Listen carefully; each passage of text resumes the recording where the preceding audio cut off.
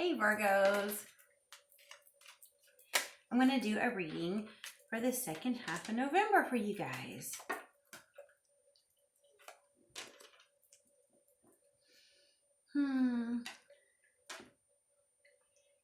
Okay. Yeah. It looks like some of you guys might end up walking away from something. I think y'all probably had some arguments that left you a little bit tattered in the recent past.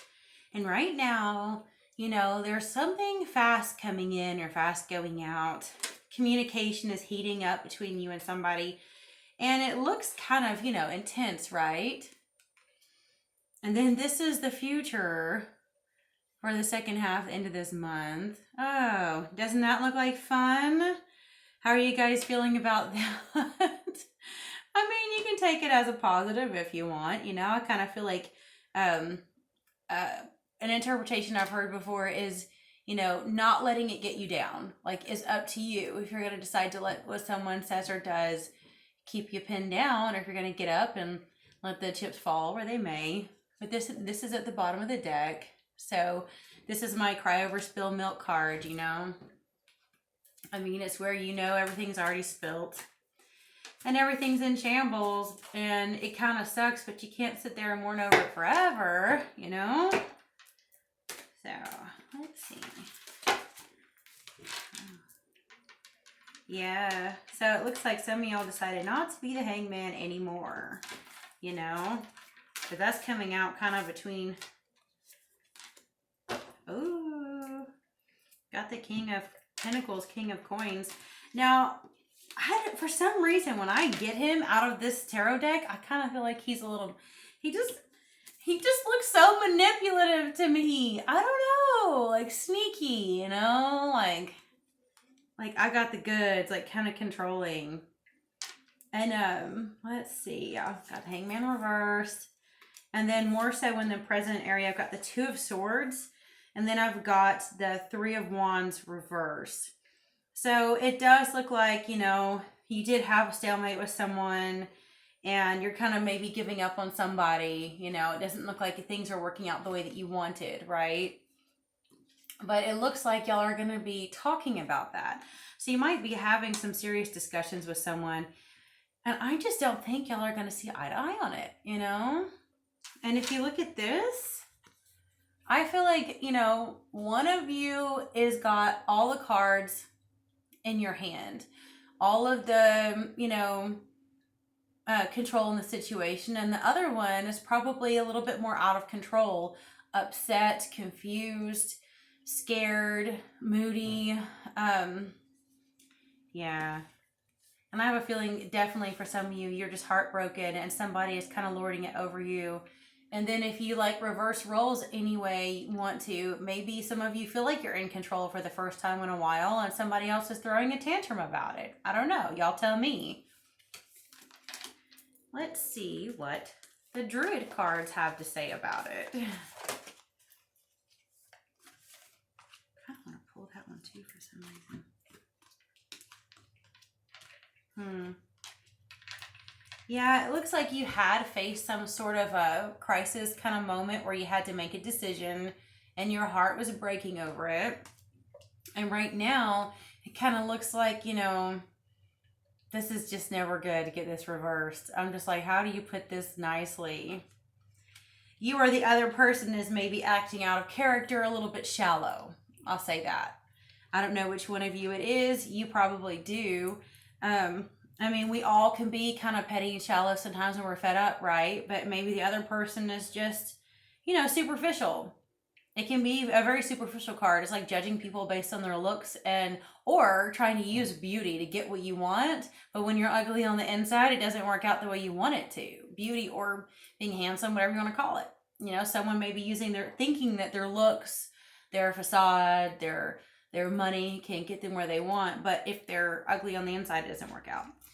And this is learning how to accept hard circumstances, things you really don't want to accept, you know. This also, it's weird to get these two together because, like I said, this can kind of be judging. Okay, this can be trying to warn someone to judge someone on their inner beauty rather than being shallow. This one is saying you might have to marry this frog after all, and they may turn out to be a prince. Getting them together, I'm really wondering if someone isn't telling the other person or behaving like, you're not quite good enough for me, but you'll do. You know, like you're not quite handsome or pretty enough for me, but you'll do. Almost like they're looking down on you. Oh God, I hope it's not you guys doing it. But it just looks like somebody, like this same dynamic. You know what I mean? Like, okay, I'm just going to say it now. If any of you guys are being, what is that word? There's the discard, devalue. That's it. I'm trying to think of those narcissistic phases. If you're being devalued by a narcissist, don't fall for it. It's better to cry over spilled milk and move on. You know, I hope you guys are not allowing yourself to be a victim to that crap, because, you know, being beat up, like all bruised up in the recent past, you know, and then right now this can be a narcissist, yeah, you know, just telling you everything that's wrong with you. Because if they can keep you broken, they can keep using you, right? Nice fresh supply all the time.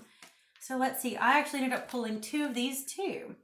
And I usually don't pull one because I like to read the actual booklet because they have positive meditations, but I think you guys could use it, especially if you're dealing with someone who is verbally or psychologically or emotionally devaluing you. Okay, let's see. Got the Queen of Fire and the 9 of Fire. So I think you guys are going to be blessed by your what would you call it? Spirit, ancestors, you know, the creator, with some fire energy to get you through this. Isn't that pretty? Okay. Creative collaboration, soul connections, passion inspired by spirit, an artist. And these are some positive affirmations that they give you that you can, like I said, write with a dry erase board on your mirror, you know, and repeat these things out loud if it helps you. I am capable of strong friendships that inspire me and encourage me to express myself in my own way. I co-create with others, dedicated to a vision of achieving the highest good of all. You guys ask yourself that. If you're with someone or in any relationship with anybody, I don't care where, work or personal life, if you don't think they're really focusing on the highest good of all, is it really someone you want to associate with? How might I join in the dance of co-creation, letting spirit flow through me and inspire me to express my passions? Okay, let's look at the other one. 9 of 5. So pretty too. I love these. They inspire me. Okay. That's gorgeous, isn't it? Caution. Uncertainty, reevaluating circumstances. I need to stop, wait, and look around me before proceeding further. My sense of uncertainty is my inner wisdom telling me to bring illumination to my situation, to allow insights to arise and guide me before I take my next step. Questioning is good. I will look carefully to see if a different path may be right for me at this point. That's wonderful, because I want you guys to understand, I have been through extremely destructive narcissistic relationships, okay? They will keep you dizzy. They will keep you disoriented. They're going to constantly get you off kilter so you can't see straight. So you cannot see what is really valuable for you and for others, okay? So you do. It's okay to question. If someone doesn't want you to, they're the problem. It's okay to question. It's okay to change your path. It's okay to go deep within and look within and find what's best for you. Don't let people stop you from being true to yourself or doing what's best for everyone. You know, I do think that that is so important to you guys at this time. Don't let someone throw you off. You know, you got to think about all the tactics they use, the deflecting, the gaslighting, the blame shifting. Oh, the fog, fear, obligation, guilt. They always make you afraid. They always make you feel guilty and obligated to please them. Their only focus is themselves, and they want your only focus to be them too, right? They drink you dry. I think there's one last thing I wanted to remind you guys of. You know, when it comes to the way that they treat you, the way that you'll get disoriented and lost, you know. God, I can't think of what it was now. Darn it. I don't want to make you dizzy too. Anyway, just if you guys are dealing with this, if you haven't already watched a lot of videos on this stuff, there are so many good resources out there for you to deal with someone who's controlling, conniving. I think Tammy M. Joyce is one. I think she's my favorite right now. I've listened to all kinds, so many wonderful narcissist coaches out there on how to deal with these people, but she is so good at pinpointing how these people treat you, and even covert. Oh, that's what it is. Okay, if you're dealing with a covert, like they're infamous for like guilting you, but like they're the victim. They have you so busy feeling sorry for them and pitying them, and yet they're just puppeting you the whole time. Ugh, can't stand it. Anyway, I love y'all. Bless you until next time.